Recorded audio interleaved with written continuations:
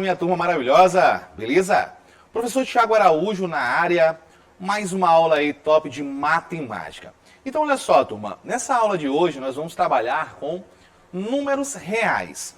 É uma aula aí destinada à turminha do 8º ano, mas como eu já venho falado nas outras aulas, cada um desses conteúdos pode sim ser assistido por outros anos, tanto do fundamental quanto do médio. Quem ainda não viu, aprende. Quem já viu, revisa, então não se perde nada. Independente da aula, ser ou não, da série, do ano que você está, eu aconselho que você assista, que vai ser massa, vai ser muito legal. Então olha só, turma, o que nós vamos aprender nessa aula de hoje? Primeiro, os números racionais, nós vamos comentar o que é um número racional, como é que se representa, muita coisa boa. Raiz quadrada exata de um número racional. Então nós vamos trabalhar tanto a raiz quadrada exata quanto a raiz quadrada aproximada de um número racional. Beleza? Então exata e aproximada. Vamos falar um pouquinho aí de números decimais e os números irracionais e os números reais, finalizando a aula com exercício. Então sempre é nesse padrão. A gente dá aquela revisada, aquela aula de todo o conteúdo e termina com exercício para você fixar o conteúdo e ficar bem fera em matemática. Então vamos lá para números racionais. Olha só o nome, racional. Esse nome vem de razão. Razão é divisão. Então os números racionais têm como característica serem originados através de uma divisão de dois números inteiros. E toda divisão, nessas divisões de números inteiros, são conhecidas como fração.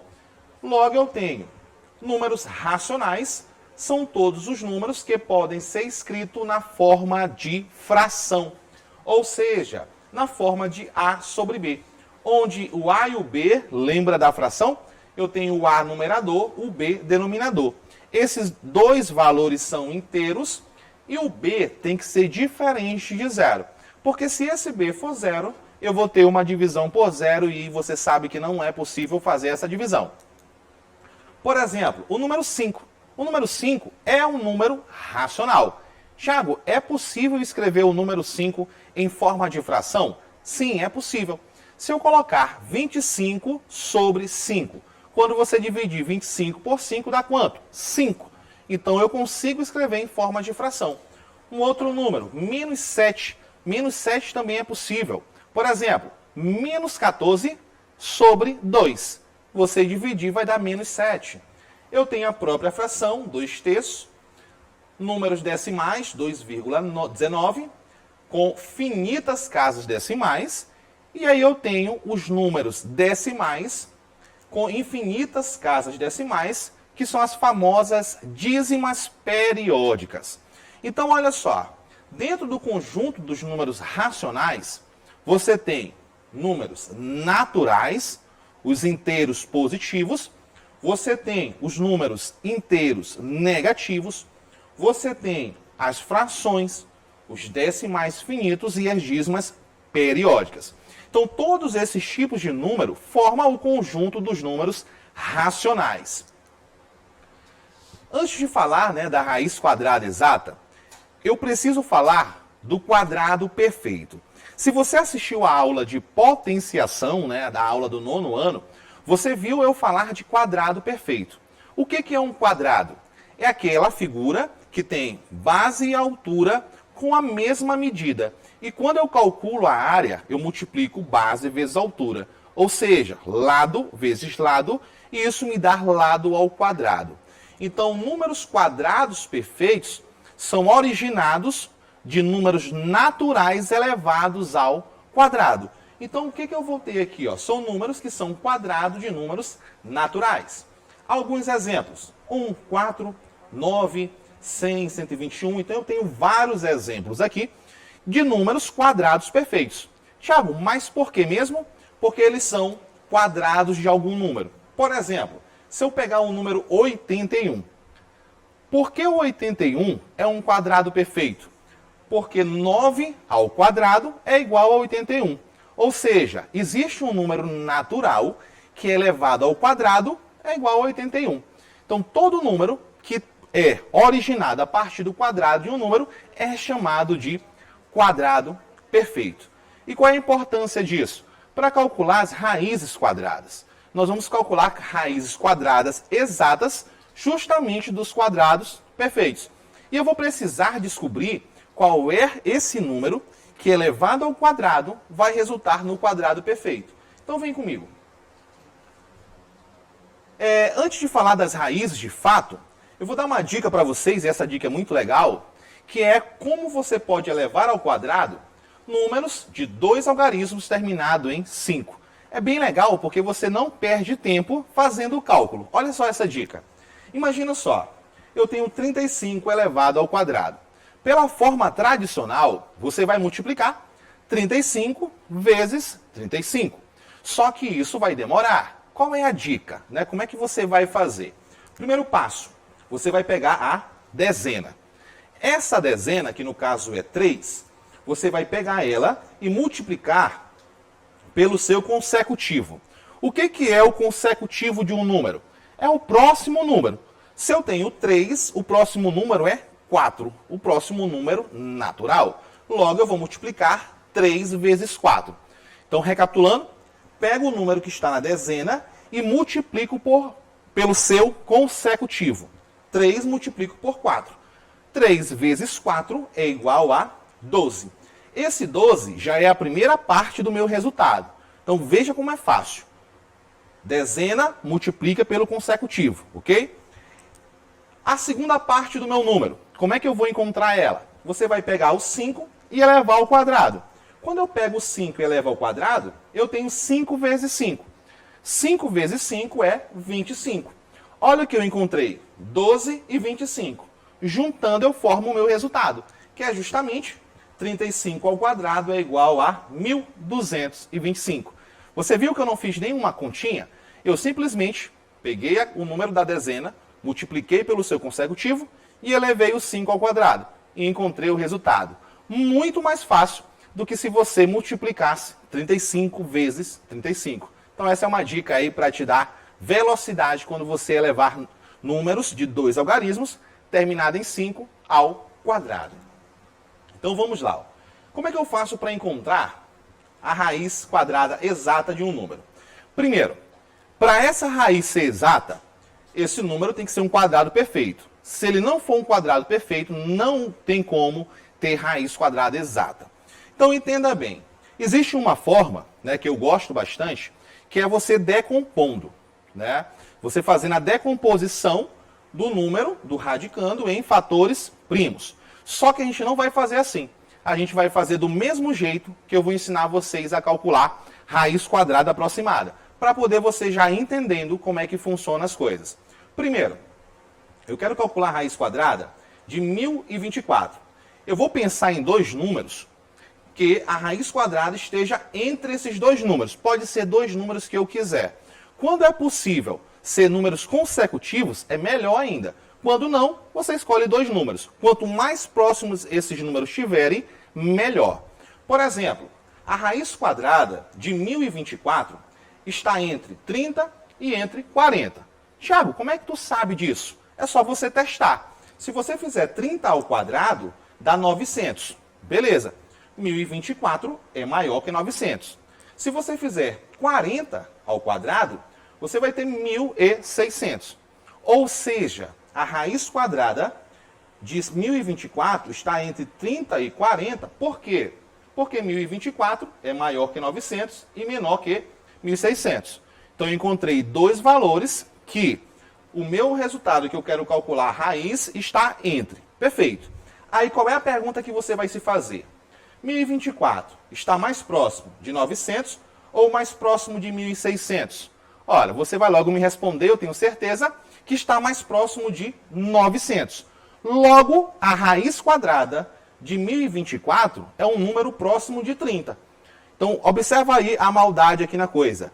Pego dois valores e vou descobrir perto de qual deles dois está. Eu já sei que está perto de 30. Então, pode ser 31, pode ser 32, 33, bem perto de 30. Então, vamos lá. Ó. Como eu já sei que está perto de 30, eu vou pegar valores próximos de 30 e testar mesmo. 31 ao quadrado, 31 vezes 31, você vai encontrar 961. Deu 1024? Não deu. Logo, 31 não é a raiz quadrada de 1024. Agora, 32. 32 ao quadrado é 32 vezes 32. E isso vai dar 1024. Olha que maravilhoso. 32 ao quadrado deu 1024. Ou seja, raiz quadrada de 1024 é igual a 32. Por que é 32? Porque 32 ao quadrado é 1024. Então, quando eu quero encontrar a raiz quadrada, eu posso fazer através de teste, desse jeito que eu fiz. Por aproximação, fazendo uma estimativa. Testando, claro que testando de maneira consciente. Você não vai pegar número por número e ficar testando, porque você vai perder muito tempo. Tiago, tem uma dica para escolher melhor esse número? Para testar o menos possível? Sim. Eu sei que esse número está próximo de 30, certo? Esse número não é par? Não termina em 4? Logo, não poderia ser o 31. Por quê? Porque o 1 ao quadrado dá 1. Não vai dar 4 no final. Agora pensa comigo. 2, terminando em 2, ao quadrado dá 4. Opa, termina em 4. Então o 32 seria a melhor opção. Eu nem perderia tempo calculando o 31, beleza? Então essas dicas dão velocidade. E aí vamos lá. Quando eu quero agora calcular raiz quadrada aproximada. Então observa que agora eu não tenho uma raiz quadrada exata, mas eu vou fazer do mesmo jeito. Eu vou escolher valores onde a minha raiz esteja entre eles. E vou chegando cada vez mais perto, só que de forma aproximada. Então podemos determinar o número que expressa a raiz quadrada com a aproximação de uma ou mais casas decimais, fazendo uma estimativa desse valor. Ou seja, você não vai encontrar exato, vai encontrar aproximado, ok? Exemplo, raiz quadrada de 30. O 30 não é um quadrado perfeito, logo não tem nenhum número que é elevado ao quadrado, nenhum número natural que é elevado ao quadrado de 30. Mas é possível eu conseguir uma aproximação. Por exemplo, pense em dois números que a raiz esteja entre 5 e 6. Por que é o número 5 e 6? Porque 5 ao quadrado é 25.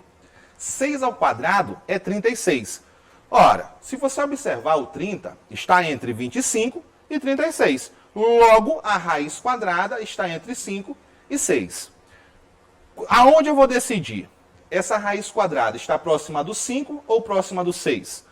O 30 está praticamente entre 25 e 36. Praticamente entre.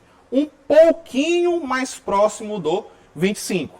Então, se está praticamente entre, uma boa opção seria o 5,5. Bem no meio. Mas vamos testar. Vou testar aqui o 5,3 primeiro. 5,3 ao quadrado vai dar 28,09. Fazendo 5,3 vezes 5,3. 28,09. Está próximo de 30? Tá. Mas ainda posso chegar mais perto. Vamos aumentar. 5,4 ao quadrado vai dar 29,16. Observa que quanto mais eu vou aumentando o número, mais eu vou chegando perto do valor. Então deu 29,16, está bem pertinho. Próximo, 5,5. Observa que esse seria o meu chute. Ao quadrado vai dar 30,25. Opa, passou de 30. Então, o meu chute quase deu certo. É um antes. Então, eu tenho 5,5, passou. Então, qual é o melhor? 5,4. Então, se eu quiser uma aproximação de apenas uma casa decimal, a melhor opção que eu tenho, por falta, é o 5,4.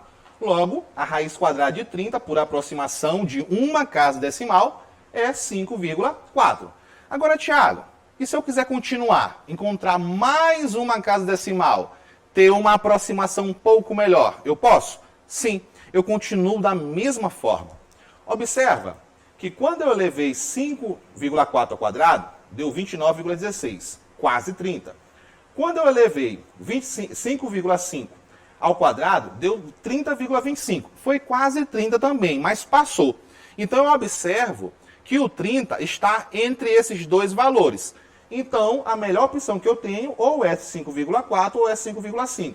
O número entre eles. Aí eu faço um novo intervalo. Vou pegar a raiz de 30 e colocar entre 5,4 e 5,5. Observa que estava entre 5 e 6. Já diminuí mais o meu intervalo, estou chegando mais perto do resultado. Aí vamos lá, ó. 5,4 ao quadrado é 29,16. 5,5 ao quadrado é 30,25. Quer dizer o quê? Que 30 está muito, muito perto de 30,25. Logo, a raiz quadrada vai estar muito, muito perto de 5,5. Então eu vou escolher um número bem pertinho de 5,5. Então vamos lá, ó. Vou escolher o 5,46 ao quadrado, isso vai dar 29,8116, está perto. Vou aumentar para 5,47, deu 29,9209, ó. 29,9, está muito, muito perto. E vou para 5,48 ao quadrado, vai dar 30,03, passou. Qual é a minha melhor opção? Por falta é esta aqui.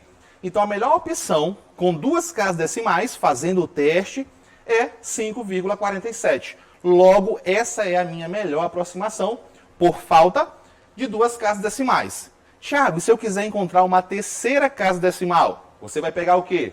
Entre esses dois valores e aumentar mais uma casa decimal e vai fazendo até encontrar quantas casas decimais você desejar, beleza?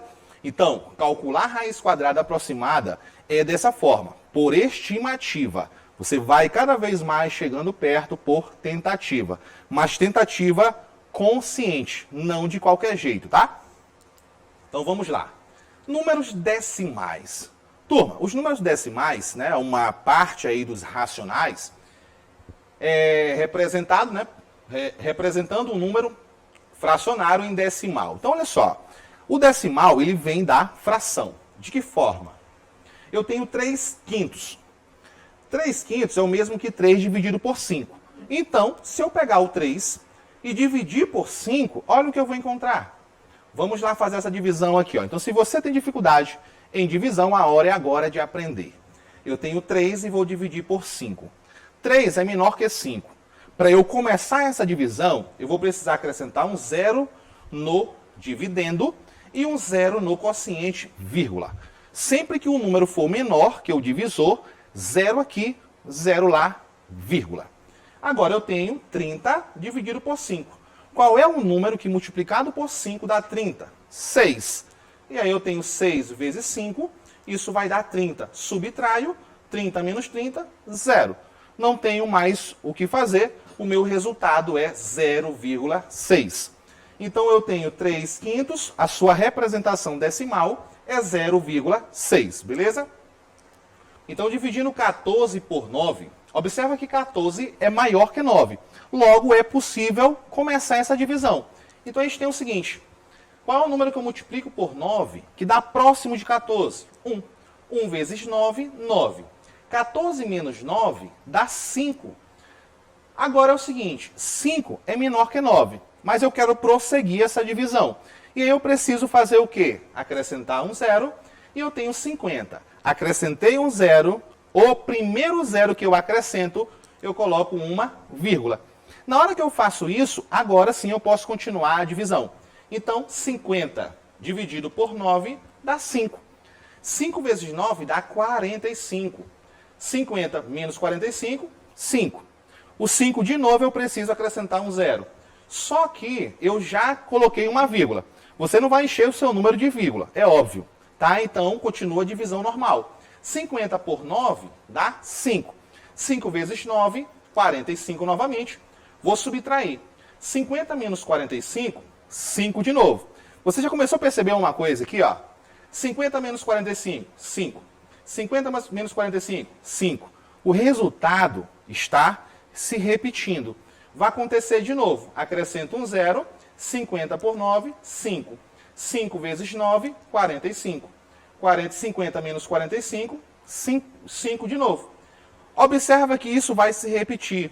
Então vai ser 1,55555 infinitamente. Logo, eu vou colocar o quê? Uma reticência. Esses 3 pontinhos indicam justamente que esse algarismo 5 está se repetindo. Logo, 14 dividido por 9 é 1,5555 e assim sucessivamente. Eu posso escrever esse mesmo número de outra forma. Como? Pegando esse 5 que está se repetindo, colocando ele apenas uma vez e uma barra em cima. Essa barra em cima do algarismo 5 indica justamente que este algarismo está sendo repetido infinitas vezes. Esse tipo de número decimal é o que a gente chama de dízima periódica. Por que dízima periódica? Porque tem um período se repetindo. Nesse caso, o período é 5. 5, 5, 5.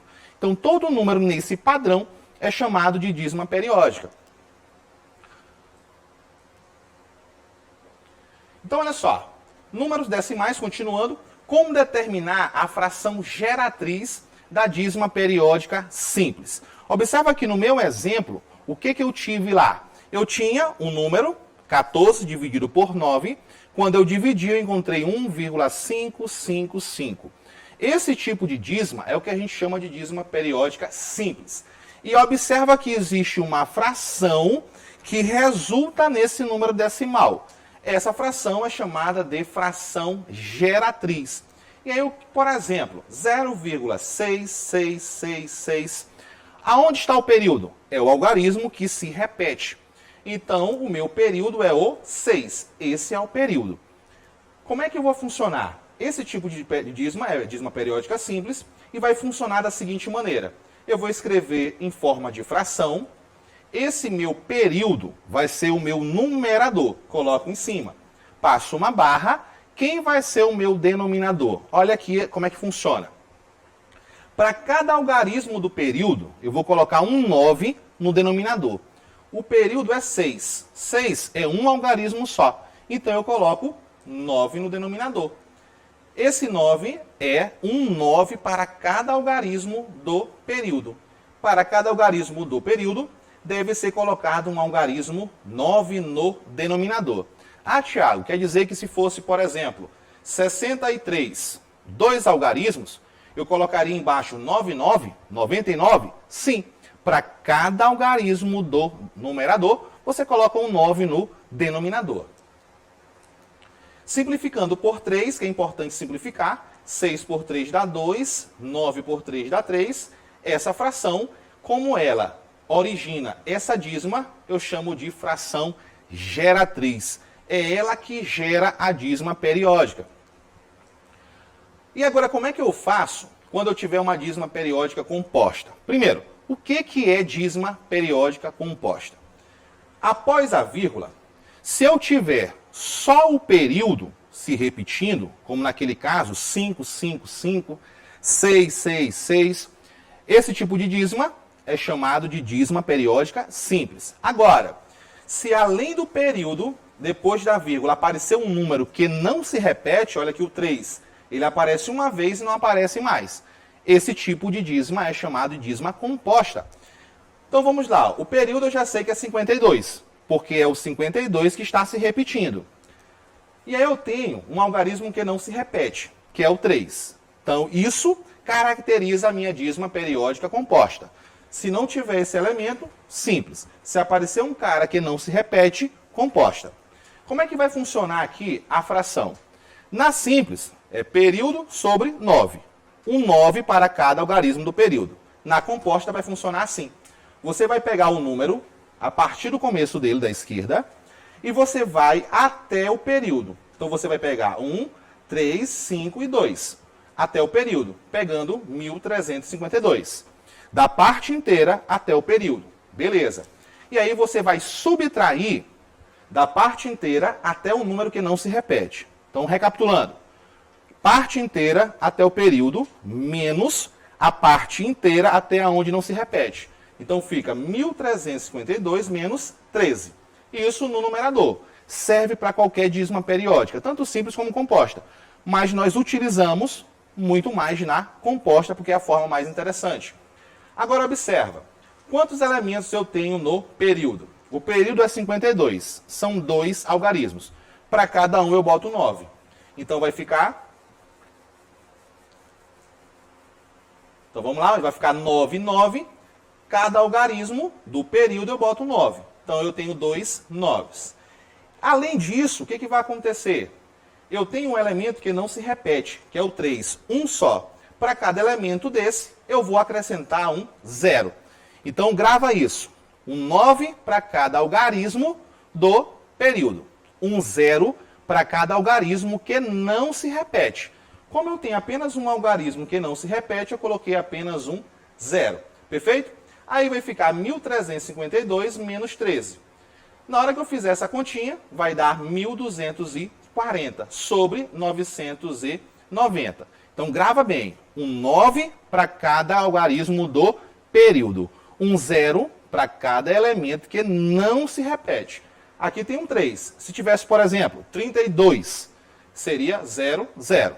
Um 0 para cada algarismo. Simplificando por 10, nós vamos ter 140 sobre 99. É só cortar os zeros. E isso aqui é a minha fração geratriz dessa dízima periódica. Tranquilão? Beleza? Agora, números irracionais. Turma, se o racional é aquele que é originado através de uma fração, que pode ser escrito como fração, o irracional, ele não pode ser escrito como uma fração. Então é todo número cuja representação decimal é sempre infinita e não periódica. Ou seja, não pode ser representado em forma de fração. Exemplo, 5,202002. Observa que não existe uma repetição. Para cada eu tenho 2, aparece um 0. 2 aparece 2 zeros. 2 aparece 3 zeros. Não tem um valor se repetindo o tempo todo. Isso aqui é uma dízima aperiódica, não periódica. Aí eu tenho raiz quadrada de 2, tenho raiz quadrada de 3 e tenho o famoso π. Então esse π, que é representado por 3,14152, é um número bastante conhecido e também utilizado na geometria. Então a gente vai falar um pouco mais dele. Então olha só, como é que eu encontro esse π? Imagina que eu tenho uma lata, essas latinhas aí de refrigerante. Ela tem a forma cilíndrica, formando um círculo. Se eu pegar, por exemplo, um barbante e contornar essa lata e medir esse comprimento dessa circunferência, eu tenho um valor. Guarda esse valor. Pego uma régua, por exemplo, e meço a distância de uma borda a outra, calculando o diâmetro da circunferência da lata. Esse comprimento e esse diâmetro é justamente quem vai dar origem ao número π. Se você pegar o comprimento da circunferência e dividir pelo seu diâmetro, que é essa distância aqui, ó, isso aqui vai dar um número igual a 3,14, 15, 9 e assim sucessivamente. Que costumeiramente, né, nós usamos no dia a dia escolar para resolver problemas uma aproximação. Nós usamos o π aproximadamente igual a 3,14. Sempre que em um problema que você for resolver não falar nada do π, você vai usar 3,14. Mas se a questão, por exemplo, falar assim, use o π igual a 3,1 ou use o π igual a 3, você vai usar esse valor dado na questão. Mas por padrão, use sempre 3,14, belezinha? Então vamos lá, para finalizar aqui, os números reais é justamente o quê? A união entre o conjunto dos números racionais com o conjunto dos números irracionais. Quando eu junto esses dois conjuntos, eu formo um maior conjunto chamado de conjunto dos números reais. Então esse conjunto é a união entre o conjunto dos números racionais e o conjunto dos números irracionais. Real representado pela letra R, racional pela Q e irracional pelo I. Essa união forma justamente esse conjunto que a gente trabalha no nosso dia a dia escolar. Então eu tenho números reais, racionais e irracionais. Números que podem ser representados em forma de fração, unidos com aqueles números que não podem ser representados em forma de fração. Belezinha? Então, para finalizar aquele exercício massa para a gente fazer essa revisão aqui do que é o conjunto dos números reais. Classifica as afirmações em verdadeiro e falso. O que acontece? O conjunto dos números reais é formado pela união dos conjuntos de números racionais e irracionais? Olha, racional e irracional, juntando, isso vai dar o quê? Justamente o real. Logo, isso é verdade. Tá? A gente acabou de falar isso. Todo número racional também é real? Turma, todo racional é real? Sim. Por quê? Porque o conjunto dos números reais é formado pelos racionais e irracionais. Logo, é verdade que todo número racional também é real.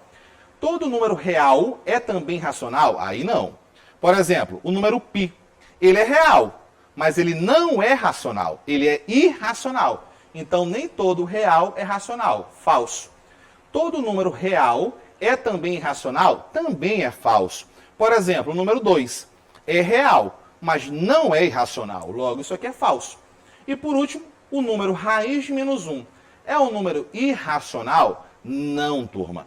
Quando eu tenho raiz quadrada de um número negativo, isso não faz parte do conjunto dos números reais. Vai fazer parte do conjunto dos números complexos, que aí é um outro papo para um outro momento que não é agora. Logo, isso aqui é falso. Então, eu tenho verdadeiro, verdadeiro, falso, falso, falso. E isso tá... Faltou a última, né? Todo número irracional é também um número real? Sim, ok, né? Todo irracional é real. Então, isso vai estar onde? Na letra A. V, V, F, F, F, V. Beleza? Então, galera, foi mais essa aula massa aí de números reais. Para você ficar fera, todo o material aí sendo disponibilizado no site da Seduc. Além daqui na TV, você encontra também nos canais do YouTube, tanto da TV Assembleia quanto da Seduc Maranhão. E foi um prazer estar com vocês. Um forte abraço, tamo junto e fui!